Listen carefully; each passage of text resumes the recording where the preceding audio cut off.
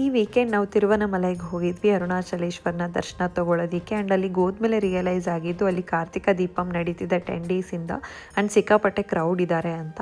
And ಅವತ್ತು ದರ್ಶನ ತೊಗೊಳೋದಕ್ಕೆ ಆಗಲಿಲ್ಲ. ಹಾಗಾಗಿ ಫಸ್ಟ್ ಗಿರಿವಲಯ ಮುಗಿಸ್ಕೊಬಿಡೋಣ ಅಂತ ಸಂಜೆ ಕಾಯಿ ಹೊಡೆದು ದೀಪ ಹಚ್ಚಿ ಗಿರಿವಲಯಂ ಸ್ಟಾರ್ಟ್ ಮಾಡಿದ್ವಿ ಅರೌಂಡ್ 5:30 ಹಾಗೆ.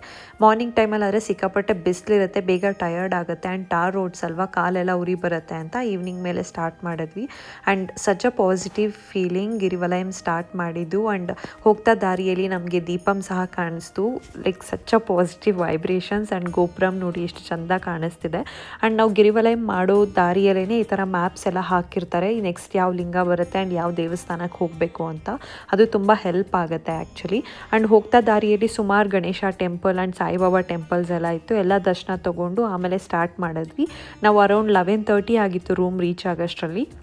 ಆ್ಯಂಡ್ ನಮಗೆ ಮೋರೋವರ್ ಏನೂ ಭಯ ಆಗಲಿಲ್ಲ, ಯಾಕಂದರೆ ಸಿಕ್ಕಾಪಟ್ಟೆ ಜನ ಇದ್ದಿದ್ದರಿಂದ.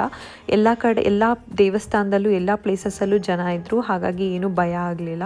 ಆ್ಯಂಡ್ ಹೋಗಿದ್ದ ಕಡೆ ಎಲ್ಲ ವಿಭೂತಿ ಕೊಡ್ತಿದ್ರಿಂದ we were getting such a positive feeling. ಈ ವಿಡಿಯೋ ಆಲ್ರೆಡಿ ಪೋಸ್ಟ್ ಮಾಡಿದ್ದೀನಿ, ಗೋ ಚೆಕ್ ಇಟ್ ಔಟ್.